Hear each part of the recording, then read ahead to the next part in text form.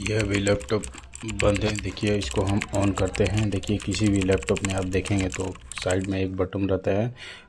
हर laptop में अलग अलग डिज़ाइन का पावर बटन रहता है। देखिए मेरे लैपटॉप में गोल बटन है, किसी में चौड़ा रहता है, तो इसी यही पावर बटन में इसको क्लिक करेंगे तो देखिए दोस्तों लैपटॉप ऑन होने लगेगा। देखिए ऑन हो रहा है लैपटॉप दोस्तों, ये लैपटॉप ऑन हो रहा है।